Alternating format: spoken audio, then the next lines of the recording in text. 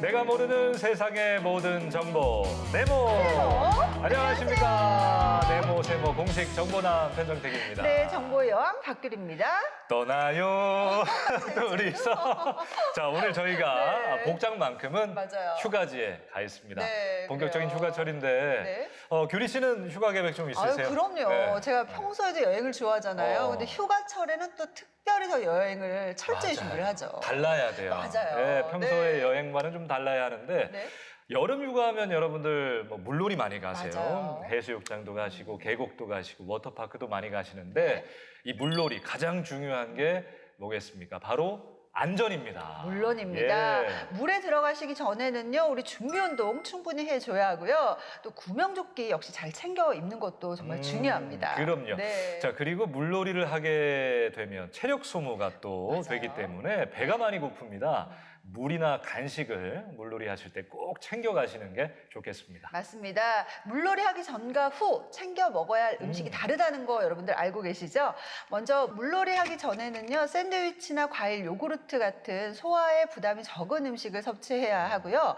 그리고 물놀이 중에는 수분 보충을 할 수 있는 물과 스포츠 음료를 반드시 드시는 걸 추천해 드립니다.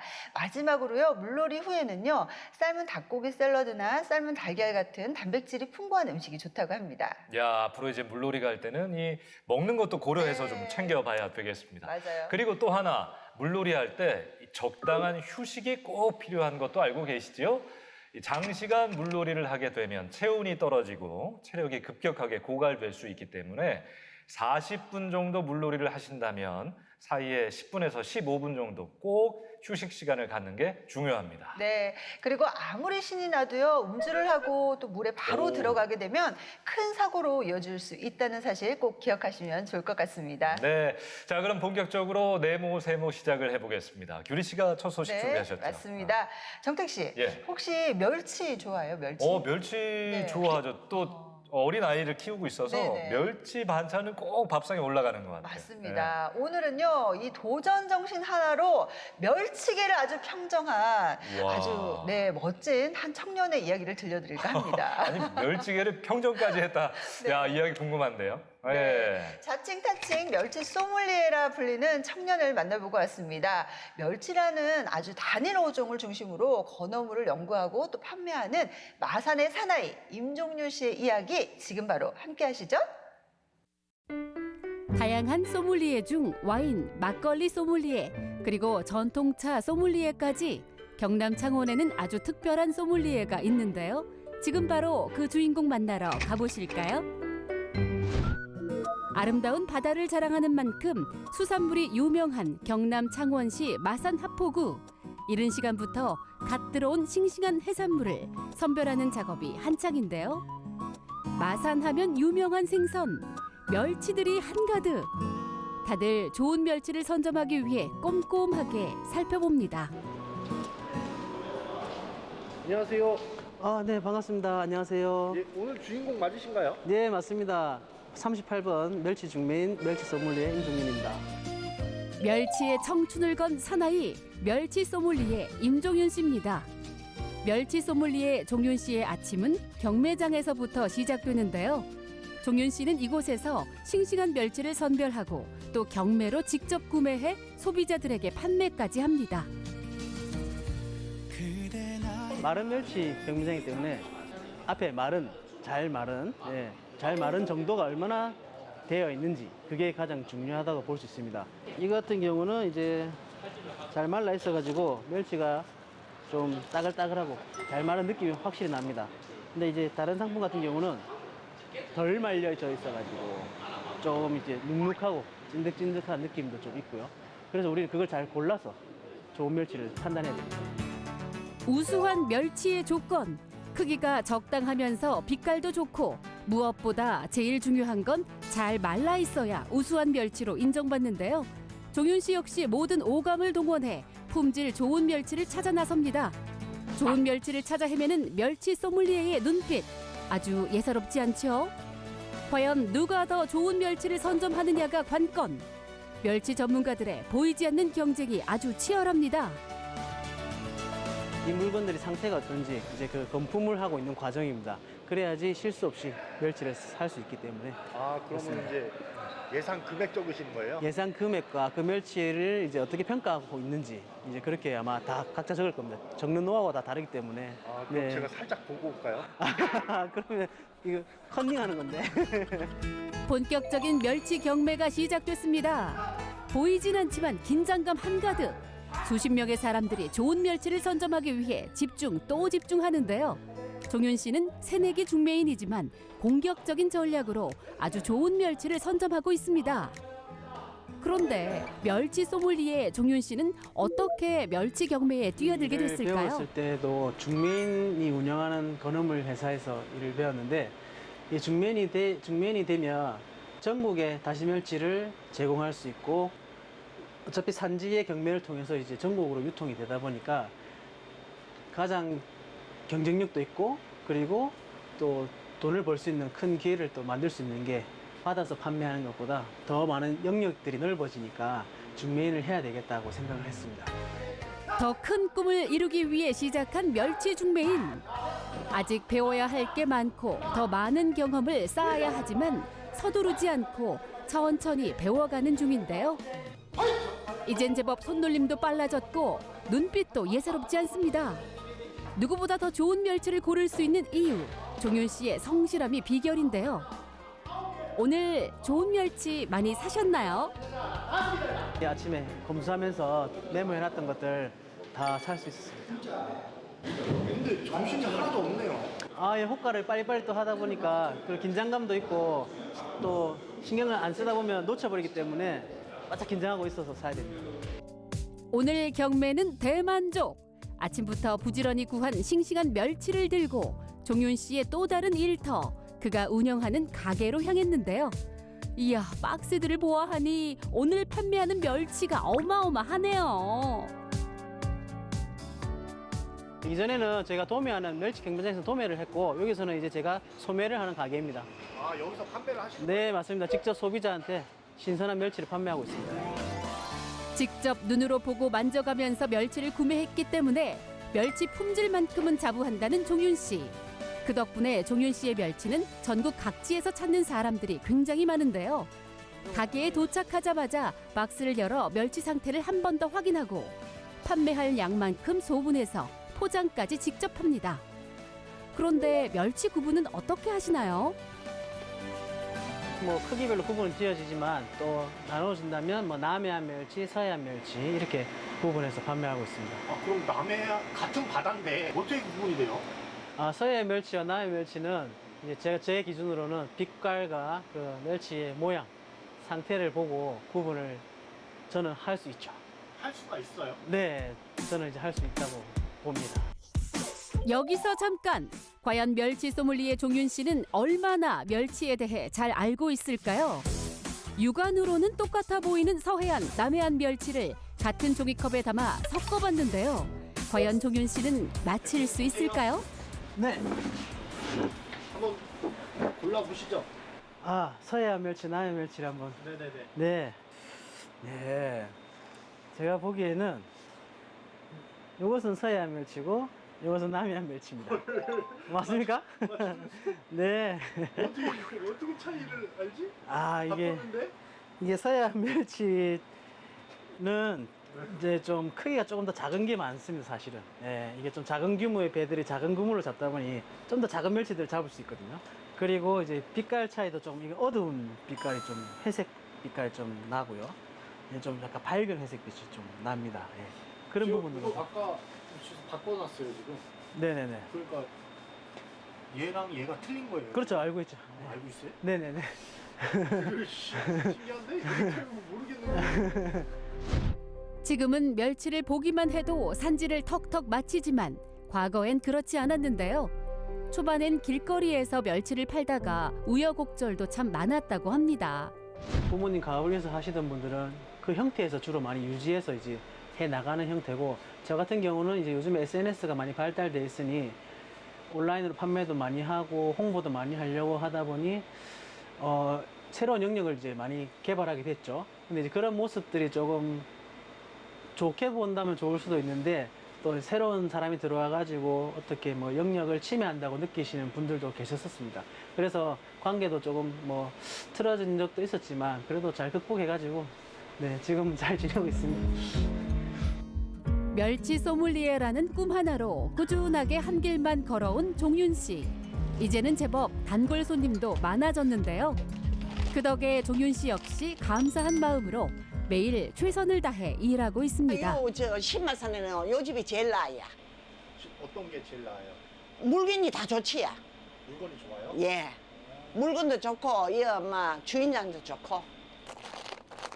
멸치 소믈리에 종윤 씨가 판매하는 멸치만 수십여 종. 크기와 종류별로 다양한 멸치들이 손님을 기다리고 있는데요. 여기에 다른 건어물까지 함께 판매하고 있습니다. 멸치가 주 메인 전공이지만 이제 그 외에 건어물들은 다양하게 주전부리로 활용이 되고 우리 또 반찬으로도 많이 쓰이기 때문에 지금 고객들은 멸치만 사러 오는 게 아니라 다른 건어물 주전부리도 필요해 합니다. 그래서 다 갖추고 준비하고 있습니다. 종윤 씨 혼자 관리하는 건어물만 수십여 종. 처음엔 혼자 관리하기가 만만치 않았는데요. 하지만 포기하지 않고 꿋꿋하게 온라인 판매까지 하면서 열심히 인생 2막을 달려가고 있습니다. 이번엔 배달을 위해 길을 나선 종윤 씨.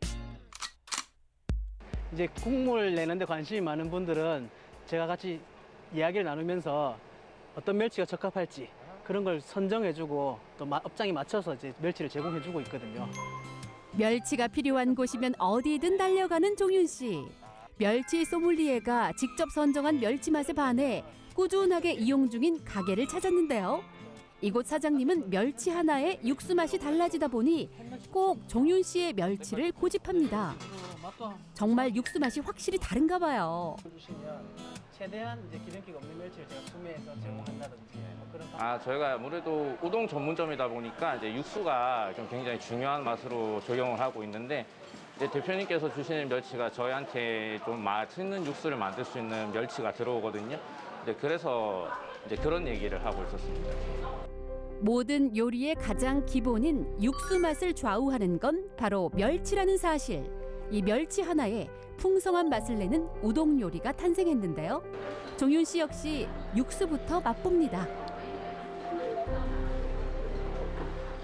내 멸치가 잘 쓰이고 있는지 육수가 잘 나고 있는지 역할을 하는지 테스트도 할게요. 맛보고 있습니다.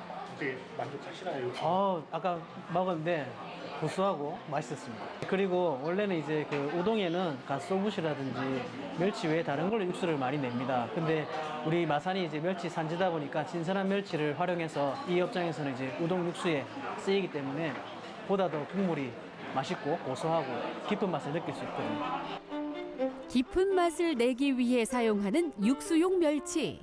이 육수를 내는 멸치 역시 종류가 다 다르다고 하는데요. 멸치를 육수 낼 때도 다 그 맛이 다르거든요. 기름기가 많은 멸치는 이제 기름기가 많이 날 것이고 또 깔끔한 멸치 육수와 깔끔하면서 고소한 맛이 나는 멸치 육수를 선호하는 분도 있거든요.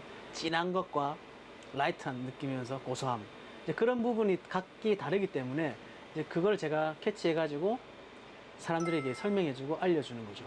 이제 고객분들이 저한테 이거 멸치 육수 잘 나나 물어보면 잘 나는 기준이 뭐라고 생각하세요? 라고 오히려 대묻습니다. 그러면 이제 그분들께서 나는 막 이렇게 진하게 노랗게 우러나는 게 좋더라. 그럼 거기에 맞는 멸치를 제가 추천을 하고 자기는 깔끔하고 고소한 게 좋다. 이러면 또 거기에 맞는 멸치를 제가 추천해드리거든요. 그래서 우리 와인 소믈리에가 이제 와인을 다 이렇게 하듯이 저는 이제 멸치로서 그렇게 하니 멸치 소믈리에라고. 일하다 말고 갑자기 종윤 씨가 급하게 냉장고에서 꺼내온 물건. 얼핏 보아하니 입이 심심할 때 자주 먹는 대표 간식 쥐포 아닌가요? 어우 정말 먹음직스럽네요. 이거는 쥐포처럼 생겼는데 쥐포는 아니고 정어리포라는 겁니다. 정어리 포요? 네네. 종윤 씨가 수많은 연구 끝에 만들게 된 정어리 포입니다. 지난해 마산 앞바다에서 발생한 정어리 떼죽음을 보고 음식으로 활용한 건데요. 이제 정어리는 사실은 멸치를 대체할 수 있는 유일한 어종이라고 저는 생각합니다. 우리는 이제 마른 멸치로 육수를 내는데 물론 띠포리도 쓰이고 하지만 이제 지금 멸치 어족 자원이 많이 바닥에 낸 상황에서 정어리들이 많이 잡히고 있는데 충분히 멸치를 대체해서 육수를 내는데 도움이 되는 어종입니다. 작년까지 경우는 좀 생소해가지고 많은 사람들이 조금 고민을 많이 했었는데 직접 이제 멸치가 없다 보니 또 어쩔 수 없이 썼습니다. 근데 시간이 지나니 이제 그 정어리가 육수 내는데 도움이 되니까 더 없냐고 이제 정어리를 오히려 찾는 사람들이 좀 생기기 시작했습니다. 종윤 씨의 건어물 사랑. 온라인에서도 반응이 뜨겁습니다. 당일 들어온 싱싱한 멸치를 업로드하자마자 주문이 들어오는 건 당연지사.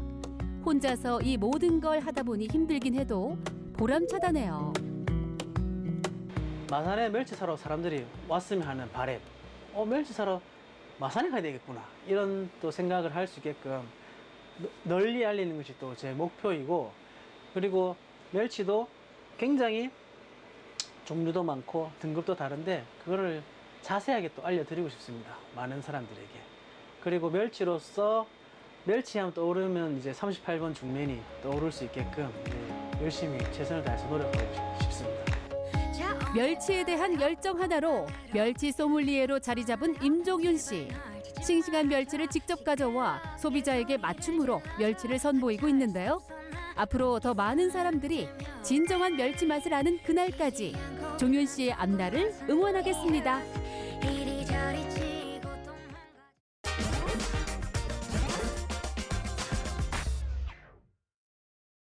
네, 이번에는 어떤 소식으로 이어가 볼까요? 네. 바쁘게 일상을 살아가는 현대인들에게 꼭 필요한 것이 있습니다. 네. 바로 치유가 아닐까 싶어요. 치유. 그렇습니다. 치유는요, 치료와 비슷한 단어이긴 하지만 의학적인 용어가 아닌 우리 현대인들에게 심리적 안정이나 또는 스트레스 해소를 위한 단어로 많이 쓰이고 있죠. 예, 네. 그렇습니다. 치유가 필요할 때 다양한 활동들을 하게 됩니다. 네. 여행을 가시거나 뭐 맛있는 음식을 드시거나 여러 가지 기분 전환을 하는 방법들 갖고 계실 텐데, 자, 제가 지금 소개해드리는 방법은 좀 어떨까 싶습니다. 바로 좋은 그림을 보면서 마음을 치유하는 거 어떠세요?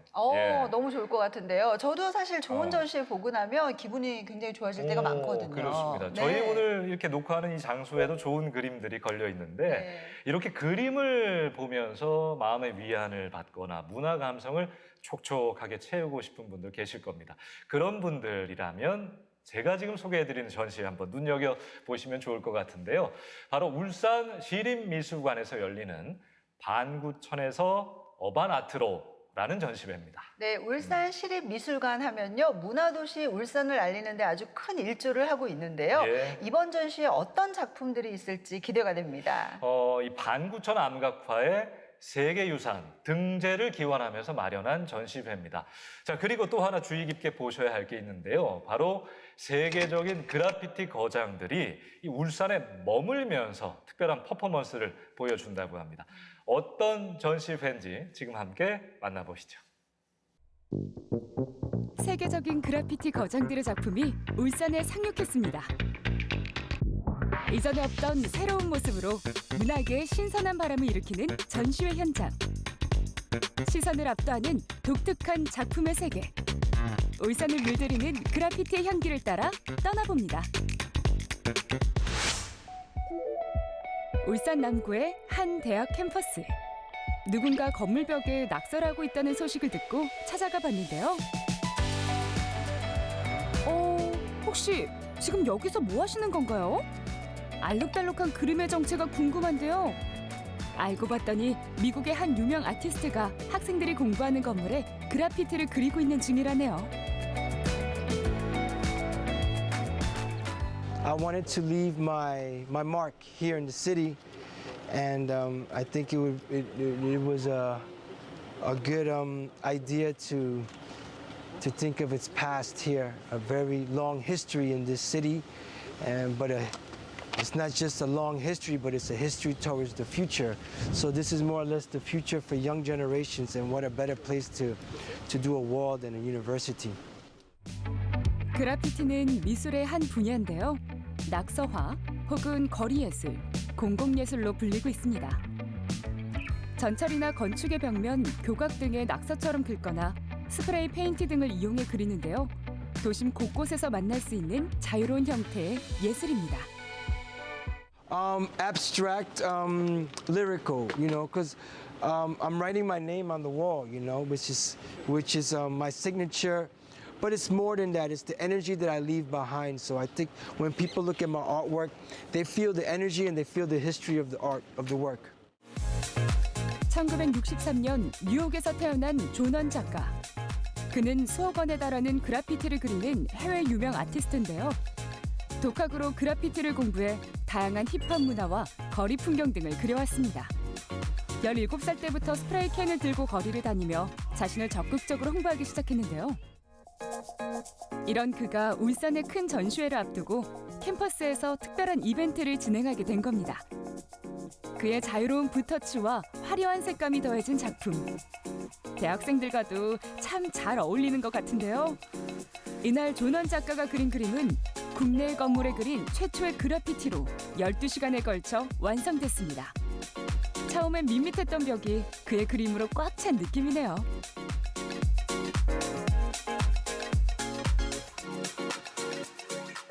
I mean, I travel a lot. I have that opportunity to travel all over the world. So it's through seeing people, and I'm cultivating myself in a lot of different ways through music and dance and cinema. So I think my art is just an extension of my life, and my life is a very colorful life that's full of energy, I hope. 존원 작가는 뉴욕에서 태어났지만 1987년 프랑스로 거처를 옮겨 더 활발한 활동을 이어갔는데요. 현대미술에 큰 영향을 끼친 공로를 인정받아 프랑스 최고 권위 있는 상인 레지옹 도네르 문화예술 훈장까지 받았습니다. 그는 현재까지도 글로벌 브랜드와 협업하며 독특한 작품 세계를 펼쳐나가고 있는데요. 이번에 울산에서 작품을 선보일 수 있게 돼서 무척 기쁘다고 합니다. Well, I think that what I leave behind is the future of this city, because there's a lot of walls to paint here, and it's like an open museum. So it gives an opportunity for people to be inspired through my artwork, and art changes people's lives, because I'm a big example of that. Because art changed my life. Some people don't have the opportunities to go to museums or go to galleries, so this becomes part of their daily life, is this artwork right here. So I'm very honored and humbled for it. 요즘 우리 청년들이 매우 많이 지치고 힘듭니다. 학업이며 취업이며 또 이 많은 경쟁 사회에서 살아남기 위한 많은 노력을 하지만 또 이러한 작품을 보면서 영감도 얻고 창의력을 개발하고 또 즐거움을 함께 하는 이러한 작품이 되고 또 이런 장소가 되었으면 좋겠습니다. 학생들이 자신의 그림을 보면서 사고의 폭을 넓히기 바라는 마음. 앞으로 울산에서 예술 활동이 활활 타오르길 바라는 마음을 그림에 꼭 눌러 담은 존원 작가. 정말 알록달록 예쁜 색감이 창의적인 학생들과도 잘 어울리죠? 우리 학생들이 이 벽화를 보면서 좋은 기운을 받으면 좋겠네요. 존원 작가의 작품뿐 아니라 거장들의 작품이 총출동한 공간이 여기 있습니다. 바로 이곳 울산시립미술관인데요. 현재 이곳에서는 방구천에서 어반 아트로라는 이색 전시회가 한창입니다. 그 개막식이 열리던 날 다양한 작품들이 공개됐는데요. 이번 전시회 어떤 의도가 담겨 있을지, 어떤 작가들이 참여를 하는지 궁금하시죠? 그럼 그 궁금증부터 풀어볼까요? 이번 전시는 20세기 현대미술에 가장 충격적인 의미를 준 것이 뉴욕의 할렘가의 그 흑인 청소년들의 그래피티 낙서로 시작한 그래피티 문화가 거리의 미술, 스트리트 아트로 발전이 됩니다. 이 스트리트 아트는 점점 퍼져나가서 우리 도시 전체를 예술로 만들자는 어반 아트 운동으로 또 발전돼 나가는 것이 이 현대 미술의 아주 중요한 흐름 중에 하나입니다. 이 흐름을 만들어낸 대표적인 작가 8명을 뽑아서 그 8명의 기획전을 마련했습니다. 이번 뉴 방구천 전시는 유네스코에 등재되기 이제 기원하며 기획한 전시입니다. 방구천이 가지고 있는 의미, 문명의 시작이라고 할 수 있는 그 방구천이 가지고 있는 의미와 그래피티, 즉 밖에다가 이제 외부 벽에 새기는 그래피티가 연관성이 있다고 생각해서 기획하게 되었는데요. 누군가의 길라잡이가 되길 바라며 안에서만 즐기는 그런 미술이 아닌 밖에서도 즐길 수 있는 그래피티가 함께 방구천의 의미와 연결된다고 생각하기에 이렇게 기획하게 되었습니다. 열띤 취재 경쟁과 뜨거운 관객의 호응으로 함께한 개막식 현장. 전원 씨는 장난기 가득한 얼굴로 인사를 하며 관객들을 만났습니다. 거리의 아트, 또 도시를 예술로 만드는 어반 아트, 이런 식으로 미술이 확산되고 있습니다. 이미 공업도시로 성공한 울산을 문화도시로 바꾸고자 하는 한 프로젝트로 저희가 이렇게 기획을 하게 되었습니다. 낙서를 예술로 발전시킨 세계 거장들의 작품에 많은 관심이 쏟아졌습니다. 이 크러쉬라는 미국 아티스트는 1세대 그래피티 아티스트로 저에게 잘 알려진 키스 에린과 많은 작업을 했었던 작가입니다. 크래쉬 작가는 눈을 소재로 한 그림을 많이 그리는데요. 사람들에게 있어 가장 중요한 건 눈에서 느껴지는 영혼이라고 생각하며 눈에 투영된 모습을 그만의 시선으로 표현하고 있습니다. 지금 보여지는 스테인리스 스틸 발룬 도구로 유명한 이 제프 쿤스는 미국의 작가입니다. 어린 시절부터 미술에 남다른 재능을 보인 제프 쿤스 작가. 프랑스 베르사유 궁전의 작품을 걸 정도로 작품성을 인정받았는데요. 지금은 세계적인 럭셔리 브랜드와의 협업을 통해 대중과 만나며 독창적인 작품을 탄생시켜 나가는 중입니다. 활짝 웃는 캐릭터로 유명한 이 무슈샤 작품은 이번 전시를 위해서 2024년 파리 올림픽을 위해 그때의 채택된 종목들을 직접 한국에 와서 그렸습니다. 그리고 이번 전시에서는 3월 달에 저희가 초등학교 6학년 학생들 217명과 함께 방구천이 유네스코에 등재되길 기원하면서 협업한 대형 작품까지 보실 수가 있습니다. 저는 이렇게 자유로운 그림들이 좋아요. 이렇게 새로운 시도해보지 않은 그런 재료들이나 그런 종류들, 그리고 또 제가 고양이들을 좋아하다 보니까 또 이런 고양이들로 인해서 이렇게 재기발랄한 작품을 볼 수 있다는 것 자체가 되게 영광인 것 같기도 하고 또 새로운 경험인 것 같아서 또 설레기도 하고 그런 것 같아요. 지나가다가 제가 미술관을 처음 와봤는데 생각보다 신기한 것도 많고 보는 것, 볼 점도 많아서 좋은 것 같습니다. 미술관 하면 좀 어렵다고 생각했는데 와서 보니까 그림이 막 많이 어렵지도 않고 젊은 사람들도 충분히 재밌게 볼 수 있어서 좀 더 재밌게 봤던 것 같습니다. 셰퍼드 페어리는 여러분들이 많이 알고 계실 건데요. 이 작가 같은 경우에는 오바마가 당선됐을 때 포스터를 제작함으로써 되게 유명해진 작가입니다. 작가 셰퍼드 페어리는 스프레이 페인트와 스텐실 등 다양한 재료와 제작 방식을 통해 거리에 흔적을 남기기 시작했는데요. 작품 안은 자유와 평화 같은 메시지를 담아 자신이 가진 생각을 많은 이들과 공유하고 있습니다. 이 작가 같은 경우에는 저희 소재들을 보면 버려진 문, 버려진 벽, 그리고 본인이 이번에 저희 전시를 위해서 제작한 새로운 기법인 에폭시 작품까지 보실 수가 있는데요.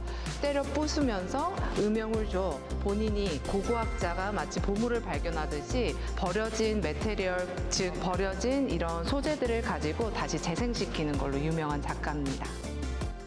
조난 작가의 작품 역시 빼놓으면 섭섭하겠죠. 태깅부터 시작해서 그리고 이번 전시를 위해 오픈식을 장식해줄 이 작가는 여러 나라들과 기업 협업도 진행하고 있고 그리고 프랑스에서 지금 현재 활동하고 있기 때문에 프랑스 국가 행사에서도 많이 초청되어 많은 아트 작업들을 하고 있는 작가입니다. 그의 또 다른 작품 세계를 보는 것도 흥미롭겠죠? JR의 인사이드 아웃 프로젝트는 본인들이 가지고 있는 목소리와 표정을 통해서 본인이 가지고 있는 개성을 드러내기를 원해서 이렇게 진행하게 되었는데요. 이번 울산 방구천 전시를 위해서 울산 시민분들 190분의 얼굴을 함께 작업하게 되었습니다. 울산 시민 190명의 얼굴로 작품을 만들었다니 정말 대단합니다. 어떻게 보셨나요? 울산을 그래피티의 향기로 물들이는 작가들의 작품에 호기심이 생기지 않으셨나요? 울산 시립미술관을 찾아 그래피티가 주는 감동과 메시지를 직접 느껴보시는 건 어떨까요? 네, 일단 이번 전시가 아주 특별하게 그래피티라는 장르를 선보이는 좋은 기회인 것 같고요. 예. 그래서 더 놓치면 후회하실 것 같다는 그런 생각이 듭니다. 그렇습니다. 네. 이게 세계적인 그래피티 거장들을 한 자리에서 볼 수 있는 맞아요. 거잖아요. 그러니까 한두 분도 아니고 무려 8분이나 오셨습니다. 정말 좋은 기회인데요. 작품들이 많았어요. 규리 씨는 어떤 작품들에 좀 눈이 가나요? 저는 네. 그 존원 작가가 전시회 개막 전에 와가지고 대학교 벽면에다 그래피티를 그 예쁘게 수놨잖아요. 그래서인지 저는 존원 씨의 작품을 좀 유심히 보게 되더라고요. 네, 벌써 마음이 꽉 차 있어요. 지금 그러니까요. 보니까. 네. 저는 크래시 작가. 네, 네. 저 이번에 처음 알았는데 네. 1세대 그래피티 작가라고 하더라고요. 그러니까 13살 때부터 그림을 그리기 시작했는데 이번 전시에 오시면 그때 그렸던 초기에 그렸던 작품들까지 만나볼 수 있다고 하니까 너무 좋은 것 같습니다. 저는 또 예. 생각나는 게 그 노란 고양이 무슈샤. 너무 유명해요. 너무 유명하잖아요. 예. 그리고 토마 비유 작가의 또 작품도 볼 수 있다는 게 저는 너무 정말 좋아서요. 꼭 예. 가야 된다고 적극 추천합니다. 노란 네. 고양이 모르시는 분은 요새 잘 없는데 맞아요. 울산 오셔서 한번 보시고요. 이외에도 참 시선을 압도하는 작품들 정말 많았던 것 같습니다. 맞습니다. 하나하나 눈에 담으면 정말 좋을 작품들 너무 많았는데요. 그런데 이 전시회를 언제까지나 볼 수 있느냐 정말 궁금해 하시는 분들 많으실 것 같아요. 네. 저희가 또 안내를 해드려야죠. 네. 자, 반구천 암각화의 세계유산 등재를 기원하는 이번 전시회는요. 10월 27일까지 이어집니다. 월요일을 제외한 화요일부터 일요일까지 오전 10시부터 오후 6시까지 관람이 가능하니까요. 둘러보실 분들 참고하시면 좋겠습니다. 네, 아는 만큼 보인다고 전시 설명도 진행이 된다고 하더라고요. 화요일부터 금요일까지는 오후 2시, 토요일과 일요일은 3차례에 걸쳐서 전시 설명이 이어진다고 하니까 이 시간 맞추시면 아주 유익한 설명과 함께 작품 감상하실 수가 있습니다. 예. 네. 자, 이번에는 여행 소식을 좀 준비해봤습니다. 제가 기사에서 봤던 것 같은데 올해 여름 휴가지 선택을 한 10분 중에 7분은 국내 여행지로 선택하겠다 이렇게 답을 하셨다고 합니다. 요즘 사실 국내도요 볼거리가 굉장히 많고 너무 좋아졌잖아요. 우리 국내 여행지 중에서 가장 인기 있는 곳은 어딘가요? 야, 이 대한민국에 정말 가볼 네. 데가 너무 많은데 설문조사의 결과를 좀 들여다보면 국내 여행지 중에서도 가장 많이 선택한 곳이 강릉, 속초, 양양. 이 다 강원도에 있는 도시 아닙니까? 네, 맞아요. 그 뒤로 이제 제주도와 부산이 뒤를 이었다고 합니다. 역시 바다로 떠나야 여름인 것 같은데 예. 강원도 양양은요 이게 서퍼들의 성지고요. 너무 같아요. 강릉이랑 속초 쪽은 또 바다도 즐기면서 맛있는 것도 먹기가 사실 최고잖아요. 예, 네. 그래서 저희가 강원도 여행을 좀 준비해봤습니다. 그 중에서도 속초인데요. 네? 보통 속초하면 어떤 게 가장 먼저 좀 떠오르세요? 저는 수학여행 갔던 기억이 나서 네 단체 맞아요. 여행이 생각이 나요. 맞아요. 네. 설악산도 가까이에 맞아요. 있고 네. 울산바위도 있고 뭐 여러 가지 키워드가 떠오르실 텐데 자, 오늘은 이 새로운 키워드를 여러분 머릿속에 하나 추가하셔야 될 것 같습니다. 자, 비가 오나 눈이 오나 365일 언제나 즐거운 곳 바로 속초입니다. 언제 어떤 날씨에 가더라도 이 속초 참 즐거움이 가득한데요. 자, 이번 여름 속초 여행 어떠십니까? 한번 떠나보시죠. 국내 인기 여행지 1위로 떠오르는 곳 강원도. 다양한 매력을 가진 지역들이 모인 강원도인데요. 그 중에서도 도심을 벗어나 색다른 정취를 맛보며 힐링할 수 있는 속초로 떠나볼까 합니다. 비가 오나 눈이 오나 즐겁게 즐길 수 있는 속초로 출발!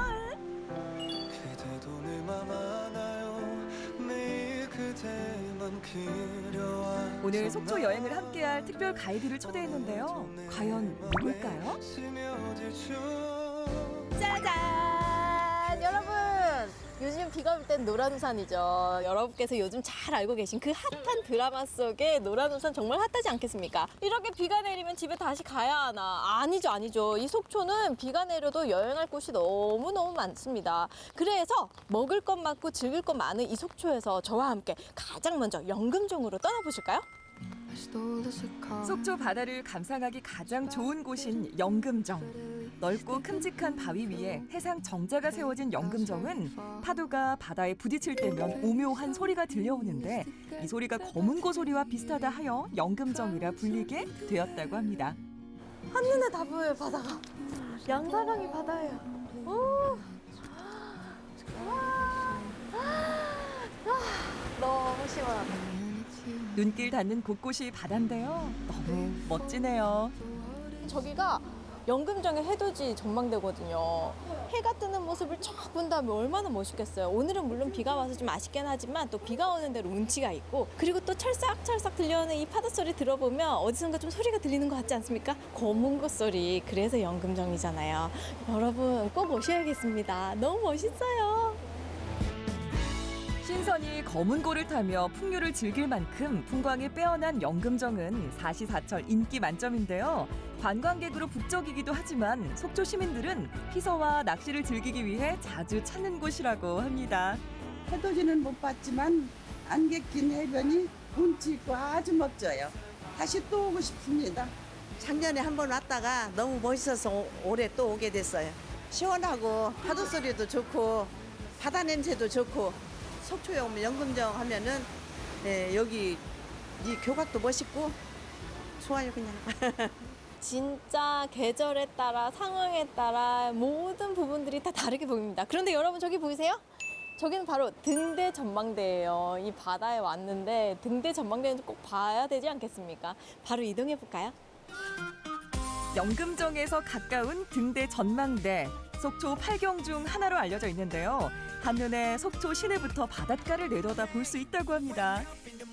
이 속초 등대는 현재도 등대로 활용이 되고 있습니다. 우리나라에서 유일하게 60년이 넘은 기계식 동명기로 작동이 되고 있거든요. 45초에 모두 4번의 불빛을 비춰주는데 그 불빛이 35km 바다를 쫙 향해서 비춰주기 때문에 우리 동해안을 누비고 있는 우리 선박들의 안전을 책임지고 있습니다. 그리고 시민들에게도 개방이 되어 있기 때문에 오시면 속초 시내도 만나보실 수 있고 그리고 날씨가 좋은 날은 설악산 금강산도 보실 수 있고 동해안 조망도 보실 수 있기 때문에 언제든지 오셔서 만나보시면 좋겠습니다.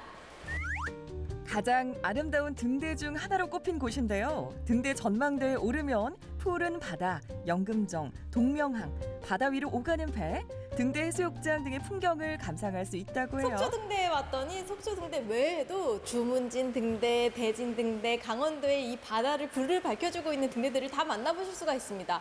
여러분 지금 빗소리 들리시죠? 이렇게 비가 내리는 날 생각나는 음식이 있죠. 여러분 어떤 음식이 생각나세요?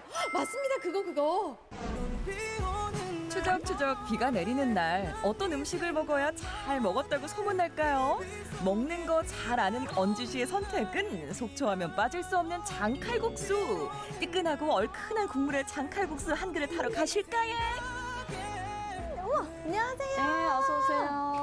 비가 내리고 있잖아요. 네. 칼국수 맛집이라고 해서 찾아와 봤는데 혹시 칼국수의 종류도 혹시 다양해요? 네, 여러 종류가 있는데 고추장, 된장 베이스로 한 칼국수 그거를 많이 좋아하셔요. 근데 칼국수만 먹으면 너무 심심하잖아요. 혹시 칼국수와 잘 어울리는 또 다른 메뉴 있어요? 오징어 순대가 맛있어요. 누룽지처럼 눌려서 이렇게 새겨드리니까 손님들이 너무 좋아하시더라고요. 그래서 누룽지 오징어 순대. 강원도 향토 음식인 장칼국수. 준비된 육수를 기본으로 국물 맛을 내는데요. 그런데 어떤 특징이 있길래 장칼국수라고 하는 거예요? 면이 혹시 길어서 장칼국수라 그러시는 분들도 있는데 고추장, 된장 베이스로 해가지고 구수하게 끓여내는 게 이제 장칼국수. 여기는 그렇게 먹는 사람들이 많아요, 시골은. 시골은 거의 장칼국수. 오징어 순대도 빠질 수 없죠. 강원도 쪽 특히 속초하고 강릉은 오징어가 유명하잖아요. 속을 다져서 넣어서 이렇게 만들어서 먹는데 관광객분들이 되게 좋아하셔요, 이거는. 우리 전통 음식의 기본이 되는 된장과 고추장 등으로 맛과 간을 낸 장칼국수. 그리고 외국엔 소시지가 있다면 속초엔 오징어 순대가 있다. 속초에서 잡힌 오징어를 사용해 각종 재료로 속을 꽉 채웠는데요. 와, 진짜 맛있겠다. 근데 이렇게 맛있는 음식들을 혹시 먹는 꿀팁 같은 게 있어요? 이제 국수는 그냥 잘 휘져서 드시면 되시고 오징어 순대는 여기다 명태회 있잖아요. 그거를 이렇게 얹어서 드시면 간장 찍어 먹는 것보다 훨씬 더 맛있어요. 저는 이제 손님들이 좀 오셔서 일하러 좀 갈게요. 맛있게 드세요. 감사합니다. 칼국수의 걸쭉함에 장의 감칠맛이 더해져 구수하면서도 칼칼한 장칼국수인데요. 쫄깃하고 탄력 있는 면발에 국물이 쏙쏙 잘 배어 맛이 최고일 것 같습니다. 비 오는 날 먹기 진짜 딱이에요. 왜냐면 입안에 딱 들어오는 순간에 엄청 얼큰해요. 그리고 끝맛이 담백합니다. 와. 다음에는 오징어 순대. 명태회 오징어 순대.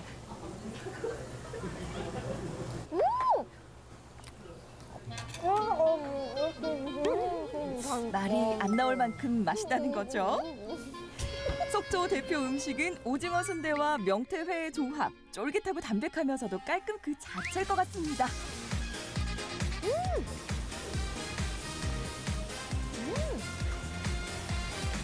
뭔가 바삭바삭한 느낌이 들 것 같잖아요. 근데 굉장히 부드럽거든요. 저희가 기존에 알고 있는 누룽지랑 좀 다른 느낌이에요. 명태회를 딱 올리잖아요. 그러면 그 중간중간에 뭔가 단짠단짠한 느낌이 딱 들어요. 그래서 더 맛있게 먹을 수 있어요. 맛있는 음식이 많기로 유명한 강원도. 오늘 속초의 맛 또한 잊지 못할 메뉴인데요. 풍부한 맛의 궁합을 자랑하는 오징어 순대와 명태회. 구수하면서도 칼칼한 맛이 속을 따뜻하고 든든하게 채워주는 장칼국수. 여기에 비 오는 날 해산물 듬뿍 들어간 파전까지. 비 오는 날 속초의 맛이 제대로 통했습니다. 든든하게 잘 먹었습니다. 와!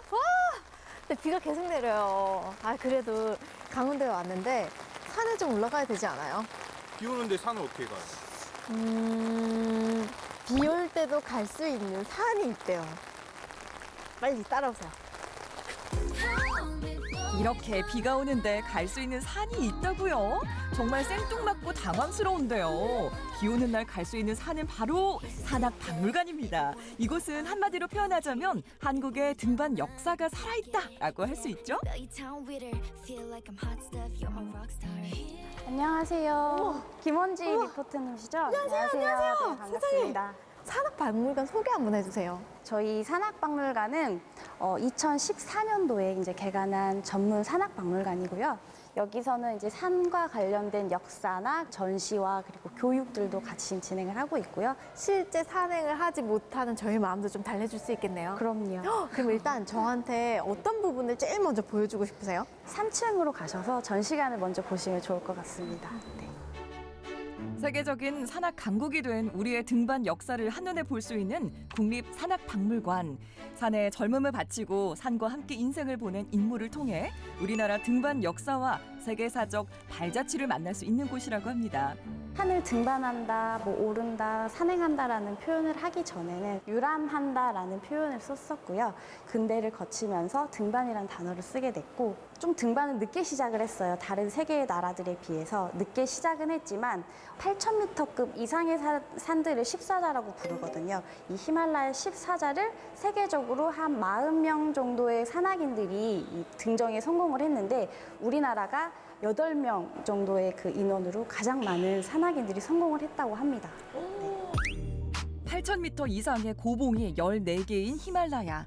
도전 자체만으로도 대단한데 등정의 성공까지 정말 멋집니다. 근데 이런 거를 이렇게 남겨놓고 사람들이 알 수 있게끔 하는 이유가 뭐예요? 전문적인 분야다 보니까 많은 사람들이 좀 관심을 가져주지 않으면 모르시거든요. 우리나라가 이렇게 훌륭한 산악에 대한 역사를 가지고 있구나라는 것들을 보여드리기 위해서 전시를 하고 있습니다. 대한민국 대표 산악인을 만나는 산악인물실. 명예의 전당에는 고 김정태 대장을 비롯해 5명이 실제 사용했던 장비를 모아놓았고요. 그들의 메시지를 영상으로 만날 수 있다고 합니다.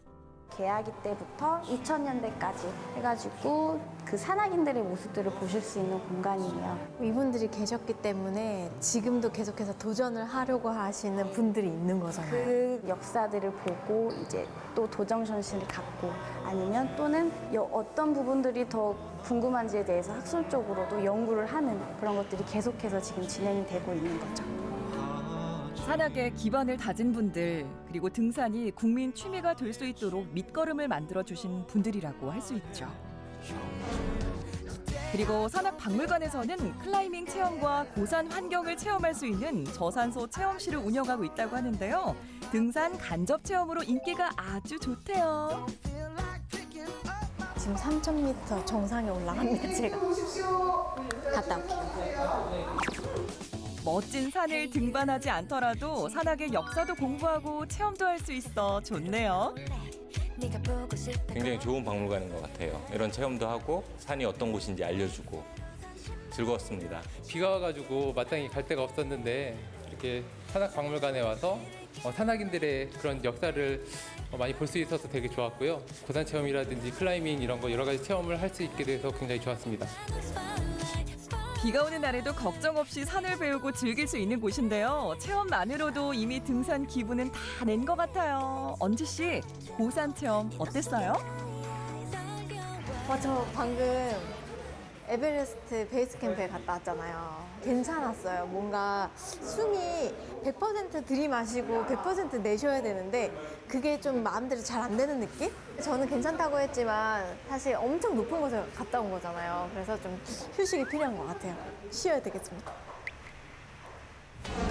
이곳은 등산으로 지친 몸과 마음의 휴식을 가져다 줄 뿐만 아니라 마음껏 웃으며 즐길 수 있는 곳이라고 하는데요.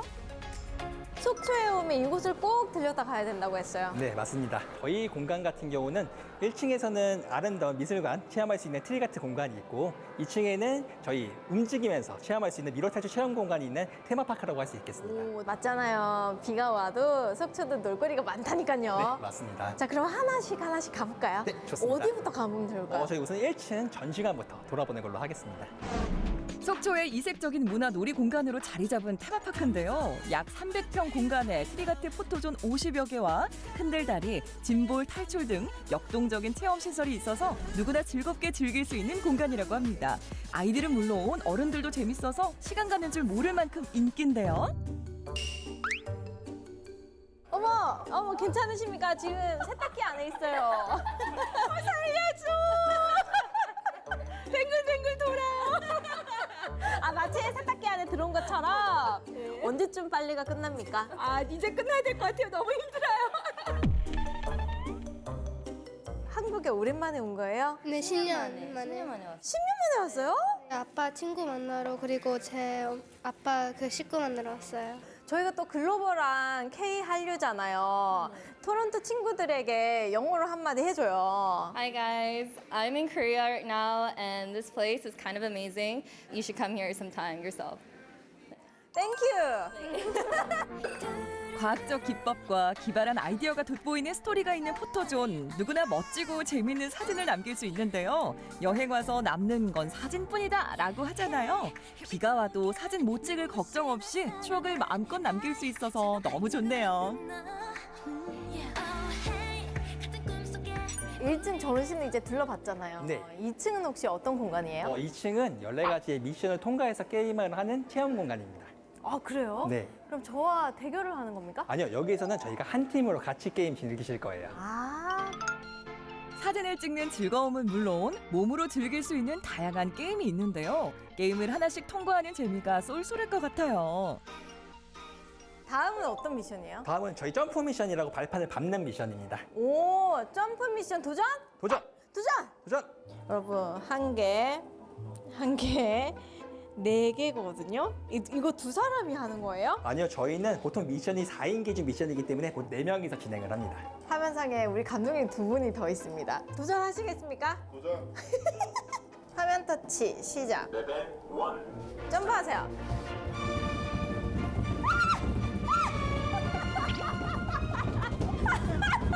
이렇게까지 해야 되는 거예요? 진짜? 유패!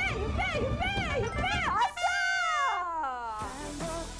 함께 웃으며 그저 즐기다 보면 일상에서의 스트레스는 절로 날아갈 것 같은데요. 보기에는 아이들이 좋아할 것 같지만 되려 동심으로 돌아간 듯 남녀노소 모두가 즐길 수 있는 놀이터 같아요. 속초를 찾아주실 여행 오실 분들께 한 말씀 해주세요. 우선은 저희 속초에 오시면 바다도 있고 산도 있고 먹을 것도 많고 또 이렇게 비 오는 날에 실내에서 놀 수 있는 또 테마파크 공간도 있으시니까 한 번씩 찾아봤으면 좋겠습니다. 좋습니다, 좋습니다. 친구와 함께, 연인과 함께, 가족과 함께 얼마든지 뛰어놀 수 있고 그리고 즐기실 수가 있는 게 바로 속초 여행입니다. 여러분, 속초 많이 놀러 오세요. 반복되고 지루한 일상에 지친 여러분을 위한 힐링 여행. 비가 오나 눈이 오나 날씨 걱정 없이 마음껏 보고 배우고 즐기면서 속초에서 좋은 추억 만들어 보세요. 와, 비가 와도 이렇게 여행을 즐길 수가 있네요. 와, 너무 운치 있었어요. 네. 예. 그러니까 설악산에 산 타러, 등반하러 많이 가시는데 산악박물관이 있다는 건 저는 오늘 처음 알았어요. 네, 맞습니다. 우리나라 산악 운동의 역사에 대해 알아보는 기회가 된 박물관인데요. 더 신기한 건 국립산악박물관 옆에다가 국립등산학교가 있다는 거예요. 네. 여러분 아셨습니까? 저는 처음 알았는데 그러니까 등산학교 가면 이렇게 등반에 관련된 걸 전문적으로 좀 배울 수 있다는 거죠? 맞습니다. 스포츠 클라이밍 그리고 숲길 등산 지도사 등 자기 개발을 해볼 수 있는 교육도 있고요. 그리고 가족들과 함께 힐링 캠프 등을 이렇게 운영을 해서 즐길 수 있는 거리도 있다고 합니다. 보고 배우고 즐기고 먹는 정말 완벽한 휴가 계획이었는데요. 그러니까 해외여행 요즘 많이 가시는데 해외여행 갈 필요가 없을 것 같습니다. 이런 거 보면. 날씨가 어떻든 뭐 여름철에 비는 좀 옵니다만 날씨가 상관없는 속초 여행 한번 계획해 보시는 것 좋겠습니다. 네, 강원도에 이어서요 또 가볼 만한 곳 한 군데 더 소개해 드리겠습니다. 네, 아시아를 대표하는 코미디 페스티벌, 부산 국제 코미디 페스티벌이 오는 8월 23일부터 9월 1일까지 부산 전 지역에서 펼쳐집니다. 아름다운 부산의 바다도 즐기면서 재미난 웃음 바다도 함께 즐겨보시는 건 어떨까요? 네, 자 저희가 오늘 준비한 소식은 여기까지입니다. 저희는 일주일간 또 열심히 준비해서 건강한 모습으로 재밌는 소식들로 다음 주에 찾아뵙도록 하겠습니다. 자, 내가 모르는 세상의 모든 정보 네모. 다음 주에 만나요.